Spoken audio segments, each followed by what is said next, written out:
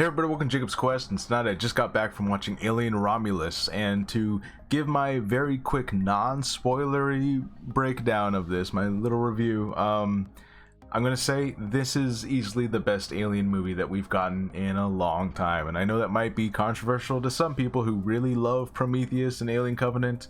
I like certain things about those movies, but I can easily say that this is much better than those, especially in regards to like, hey, we want to see an alien movie, you know, we want to see people on a ship trying to survive this alien hunting them down, and like that's the movie that we want to see.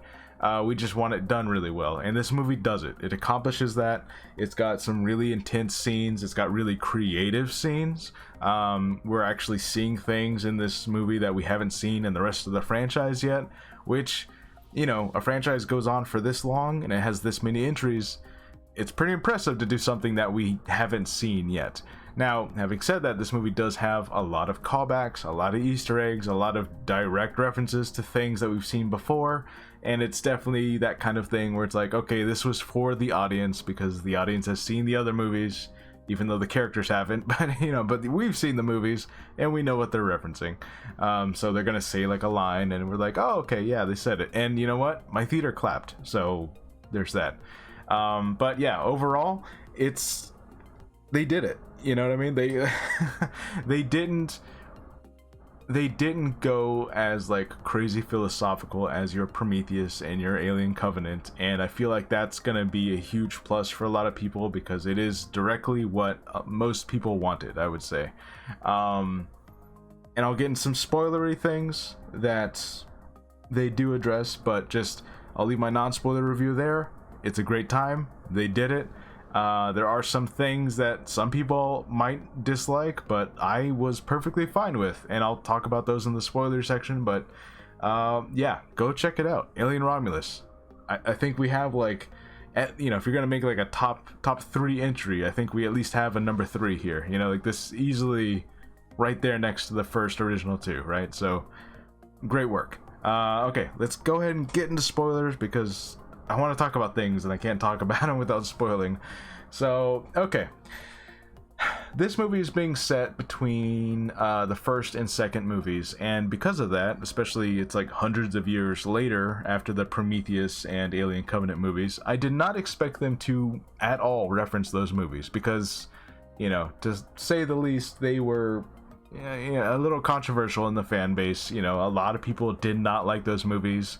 Prometheus and Alien Covenant have grown their own little section of the fandom over time. I think there are a lot of people now that do appreciate them, but I think it's easy to say that like, okay, yeah, this was not, especially when they first released, this is not what like the people wanted, you know?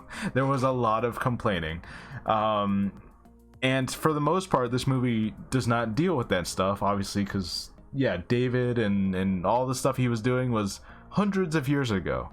However, they do eventually get there. So about an hour and a half into the movie, we get to this laboratory where we get a bunch of exposition as to what was actually going on the Romulus, all these experiments that they were doing with the face huggers and the xenomorphs and all this stuff, which, by the way, it's the xenomorph body from the first Alien movie. They found it, they thought it was dead, it turned out it wasn't dead, and it started making eggs, which we'll talk about that because they got eggs. I don't know if they said that they grew the eggs.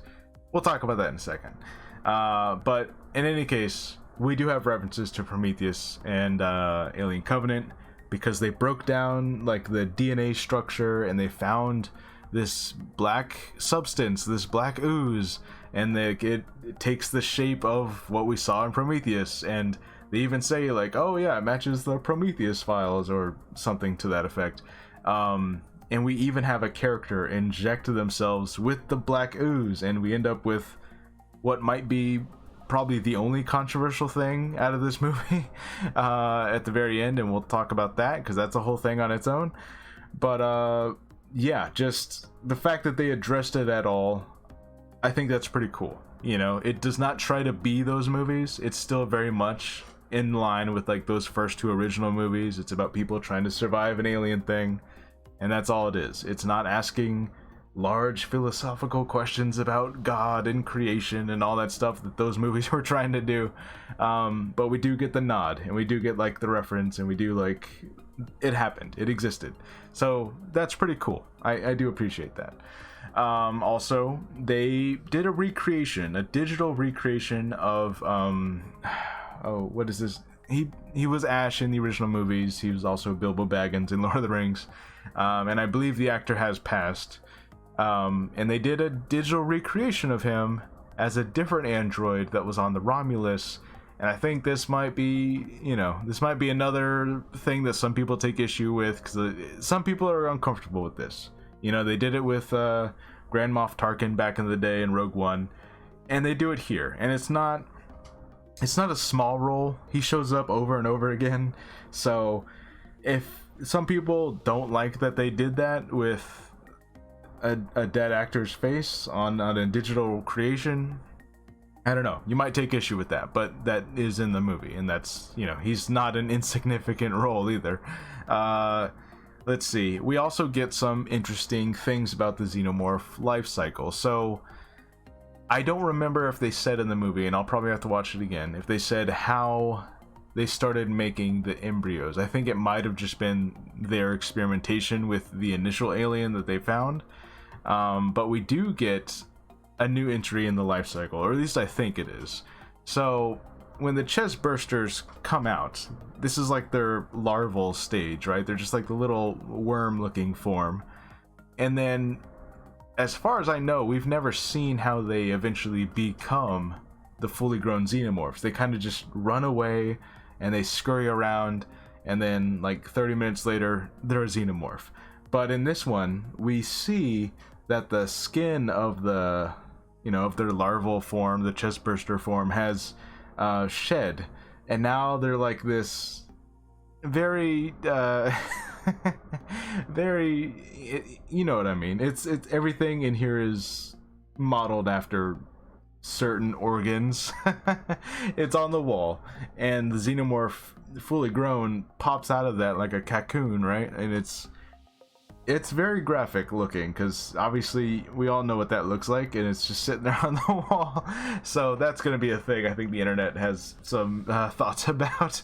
But it is cool that, we get more information on like xenomorphs. Like, that's a question I've always had. Like, how does the chest burster go from tiny little thing to giant xenomorph so quickly? So it makes sense in my mind that, like, okay, it kind of goes into this cocoon form, and then it pops out of that as a much bigger thing. Like, that makes sense to me. Okay, I get that. So it is cool to finally see that on screen. Let's see. So let's talk about the black ooze for a second. So Prometheus reference, black ooze, that's all really cool. A character injects himself with this, and this character is already pregnant in this movie. And like, okay, so something's gonna go wrong, because we saw in Prometheus how the guy ingested some of the black ooze, and then he had sex with his wife, and then she gave birth to this squid thing, and then that's the thing that ended up taking the engineer at the end of Prometheus. Now, in this one, because she already was pregnant with a human baby, and she injected herself with the stuff, we get this hybrid, crazy looking human xenomorph thing. It reminds me of that movie Splice, if you've seen that movie. It's kind of like a giant slender man, but with a xenomorph half body. It's really freaky looking. And if you remember, I haven't seen this movie, but I've seen many like scenes of it. I think it was number 4, Alien 4, Resurrections, is that the name of it? There is a hybrid in that one too. So we're playing around, so again, like, we had callbacks to Prometheus, and now we're kind of leading into callbacks to Resurrections. So like, this really does feel like a celebration of the whole franchise, the good stuff and the more debatable stuff, but this movie is just kind of showing all of it love. So we have this freaky looking hybrid. It doesn't look the same as the one in Resurrections. It's different looking.